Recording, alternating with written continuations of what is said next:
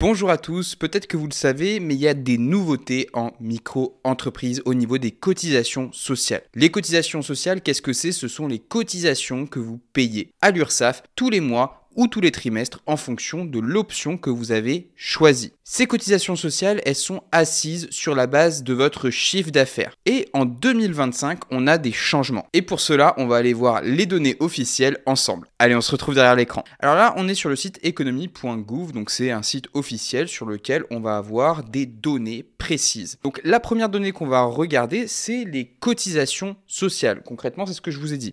Les cotisations sociales, c'est directement ce chiffre que vous payez quand vous déclarez sur autoentrepreneur.ursaf.fr. Donc autoentrepreneur.ursaf.fr, ça ressemble à ça. Vous avez ici vos échéances, donc échéances en cours, vous pouvez déclarer et payer. Ensuite, vous retrouvez toutes vos données ici. C'est là que vous allez payer vos cotisations sociales. Donc concrètement, en fait, en fonction du type d'activité que vous avez un taux de cotisation sociale qui vient s'appliquer. C'est des taux qui vont changer en fonction du type d'activité. Donc par exemple, pour l'achat-revente de marchandises, vous êtes à un taux de cotisation sociale de 12,30% depuis 2022. Pour les prestations de services BIC, donc bénéfices industriels et commerciaux, on est sur 21,20%. Ensuite, pour autres prestations de services, donc les BNC, quand même une grosse partie des prestataires de services, on est depuis 2022 sur un taux effectivement de 21,10%.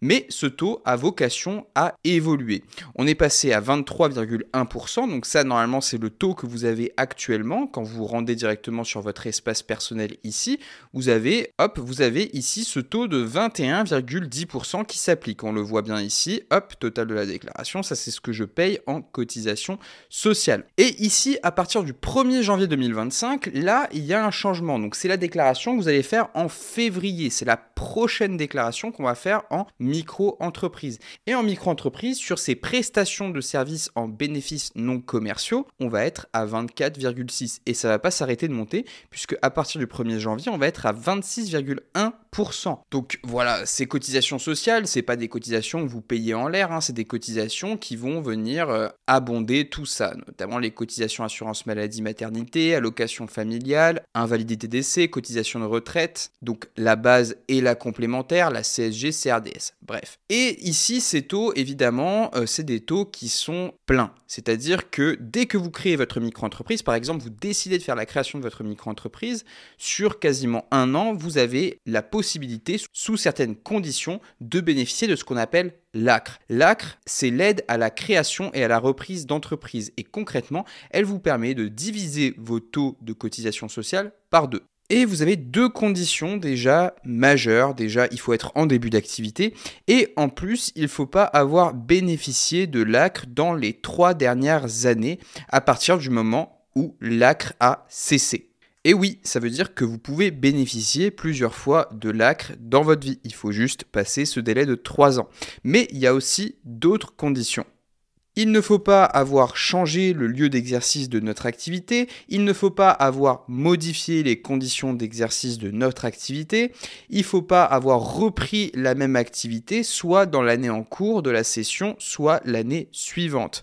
Effectivement, l'objectif, c'est d'aider vraiment les nouveaux créateurs. On ne peut pas, par un stratagème comme ce indiqué, venir bénéficier de l'ACRE, par exemple, en mettant en sommeil notre activité, puis en la reprenant. L'ACRE doit vraiment être demandé au début. Donc là, ce taux, si vous bénéficiez de l'ACRE, il sera divisé par 2. Donc c'est pour ça qu'il faut le faire en même temps que vous faites la création de votre micro-entreprise. C'est quelque chose qu'il faut faire directement. Vous faites la formalité auprès du guichet unique. Vous envoyez tout de suite un courriel à l'URSSAF pour lui demander si vous pouvez bénéficier de cette aide. Ensuite, notez aussi qu'on a, lorsqu'on va s'acquitter de cotisations sociales, on a la contribution à la formation professionnelle. Donc c'est une petite fraction de votre chiffre d'affaires qui va être prélevée pour cette contribution à la formation professionnelle. Elle vous ouvre l'accès à un droit à la formation professionnelle. Donc bon, voilà, c'est quelque chose que vous payez mensuellement ou trimestriellement en fonction de ce que vous avez sélectionné pour vos cotisations sociales. Donc vous avez 0,3% pour les activités qui sont artisanales, 0,1% pour les commerciales et 0,2% pour les prestations de services libérales. Donc concrètement, quand vous allez payer, hop, on revient ici toujours, vous avez mon tableau et là vous voyez ici que j'ai une petite contribution aussi qui est de 2 €, mais que je paye en même temps que mes cotisations sociales. Donc elle s'ajoute à la déclaration initiale et ça me fait un total de 288. Voilà, il n'y a rien de compliqué à savoir là-dessus, ça se paye en même temps. Donc voilà, une fois qu'on sait ça, on peut avancer et là, on nous parle des exonérations partielles de cotisations sociales sous couvert d'avoir effectivement bénéficié de l'ACRE. Je pense qu'à vue d'œil, c'est la moitié à chaque fois. Donc effectivement, plus ces taux-là augmentent, plus les cotisations divisées augmentent aussi indéniablement. Donc j'attire votre attention sur un point qui est très important, celui de bien identifier les activités. Parce que sachez que quand vous êtes en micro-entreprise, vous pouvez avoir plusieurs activités. Et vous pouvez avoir des activités qui vont attraire soit à l'achat-revente en BIC, soit par exemple à d'autres prestations de services en BNC. Vous êtes coiffeur à domicile par exemple, vous faites forcément des prestations de coiffure, on va dire que c'est des BNC. On va être assujetti à un taux ici de 24,6% pour les prestations de services BNC, donc les coiffures qu'on va faire, etc. Tout ce qu'on va faire via notre activité de coiffeur. Et je donne ça comme exemple, j'y connais rien, je sais même pas si c'est une prestation de service BNC ou si c'est artisanal. Mais bref, vous avez compris, c'est juste à titre d'exemple. Et ce coiffeur qui fait des prestations de services en BNC va aussi pouvoir faire de l'achat-revente de marchandises. Donc par exemple, il va pouvoir vendre des produits, par exemple, d'entretien des cheveux à ses clients. Donc concrètement, sur son échéancier ici URSSAF, il faudra qu'il rentre ici, prestation de service BNC, donc il va être assorti à ce nouveau taux là qui va changer, qui sera de 24,6%. Et ici, il devra dans vente de marchandises venir écrire le chiffre d'affaires qu'il a généré avec ses ventes de marchandises. Et pour le coup, il y aura un total qui va être affiché ici en application des différents pourcentages. Et ça va changer aussi parce qu'on le voit, hop, si on revient en dessous, en fonction de l'activité qu'on a, commerciale ou libérale, là pour le coup, notre contribution à la formation va être différente. Donc bon, après ça c'est quand même négligeable, ça va être toujours de l'ordre de 1, 2, 3 € en fonction de votre chiffre d'affaires. Mais concrètement, c'est relativement peu. Quoi qu'il en soit, ce qu'il est important vraiment d'avoir en tête, c'est la nature de votre activité. Parce que là, vous le comprenez, les autres prestations de services BNC, les taux ils vont faire qu'augmenter.